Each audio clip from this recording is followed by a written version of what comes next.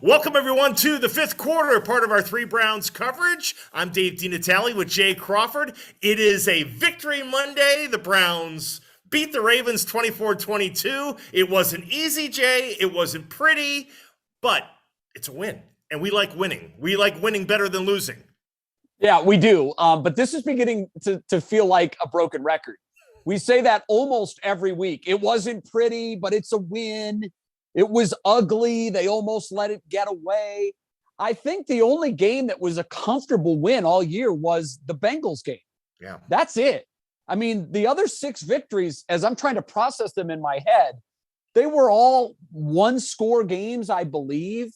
They were all in the balance and in doubt until the game was finally over.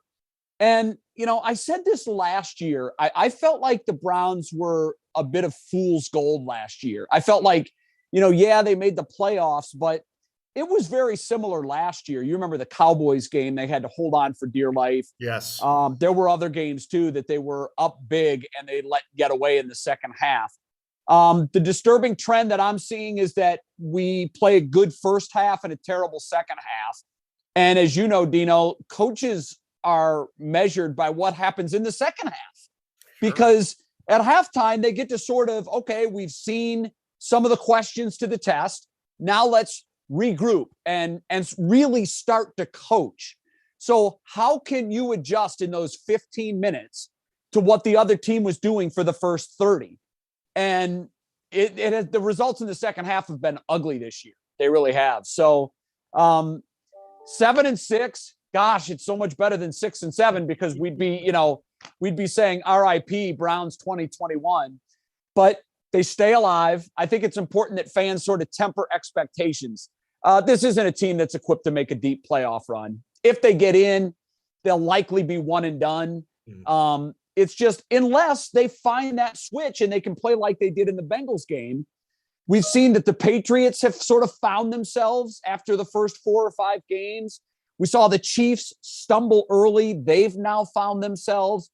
Those 2 teams seem to be the class of the AFC. I'm not sure right now that the Browns could play with either one of those teams. So I've tempered my expectations. I would love for this team to get a playoff berth and to give us one interesting playoff game. But outside of that, after looking at what I saw yesterday in the second half, with Baltimore's best offensive player and best defensive player on the shelf most of the game, it wasn't pretty. It really wasn't.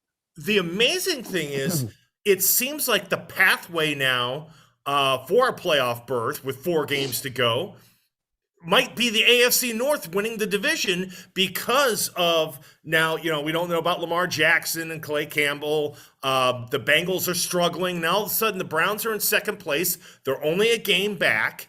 And, they can beat the Raiders on Saturday. And if Baltimore, they've got to deal with the Packers this weekend, well, then all of a sudden you're talking about a first-place Browns team, and amazingly how this has all played itself out.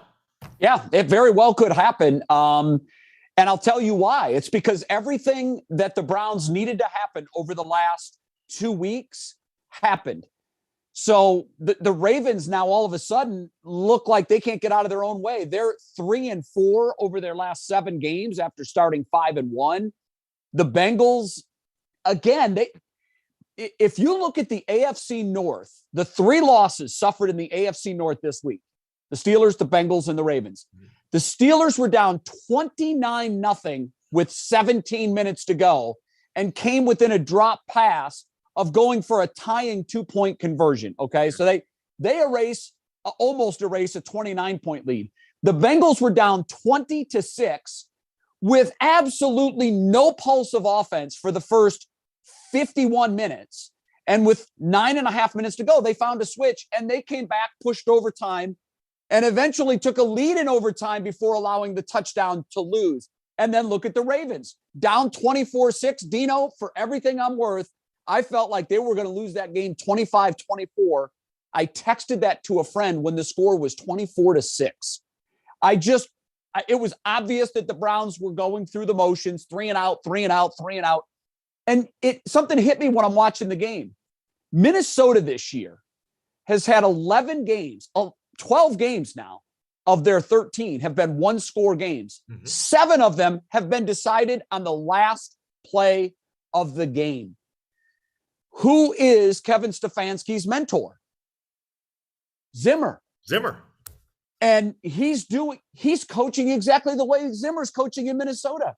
You let the strength of your roster build a nice lead, and then you just sort of hands back, you go soft on defense, you play not to lose the game, and you know what that usually leads to. So no killer instinct from the coaching staff, and horrible in-game adjustments. And if they don't get better, it doesn't matter if they make the playoffs. The goal here isn't to make the playoffs. We did that last year. The goal is to make a run. You know, be in the AFC Championship game, have a chance to go to a Super Bowl. And unless they can completely flip the script from what I've seen the first 13 weeks of the season, sadly, I don't see how that is possible. Do you get a sense of, from what Baker Mayfield said after the game and just kind of body language, that maybe there's a bit of just disconnect? I don't want to say friction, because I think maybe it's too strong. But maybe just a bit of disconnect between coach and quarterback right now? I think so. I think that I don't know if you watched it was on the Browns website. It was the Stefanski's post-game speech to the team. And as I'm watching that, I'm comparing that to other post-game locker room speeches I've seen where teams just pulled off a season-saving win against a big rival. I didn't see a lot of rah-rah passion from this group. I thought it was extremely muted. And you've always heard that a team takes on the personality of its head coach. I like Kevin Stefanski. I really do. I want to get behind him, and I like his demeanor at times. But I've used this analogy before. I was with the Buccaneers 5 years in Tampa at the ABC station there from 98 to 03. And I watched a very good coach in Tony Dungy take them to the NFC Championship game a couple of times, but not being able to close the deal. And then I watched as Dungy was let go, and in comes this young, energetic John Gruden that was a firecracker, man. I mean, from day one at camp, you could feel something electric was going on there. Something was different. And it was Gruden. It was the element that he brought. And I'm not, look, Kevin can't be something he's not. Right. He is a muted, and you can win that way. I mean, that's the way Landry did it for years in Dallas. There have been other examples of coaches that have been stoic. I think that Belichick, in his own unique way, can be a fire plug when he needs to, but 99% of the time, he's like a dead toad sitting on a log. So he's made it work for him. But I just was looking at that going, something's missing. Right. This team should be, at the end, he goes, team on 3, 1, 2, 3 team. And it was like, wait, did they even do that? It was just, there was really nothing there. And so I hope I'm wrong. I hope he can lead this team to where we all want to go. But right now, it just feels like there is that element of spark and electricity that is badly missing.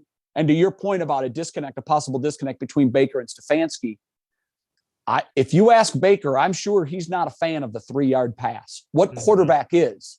But that's what our offense is. You saw it. I mean, even the touchdown to Landry. It took 13 games for us to get a touchdown throw to Landry. And look what it was. It was a little dump over, and he took it the last 9 yards or whatever it was.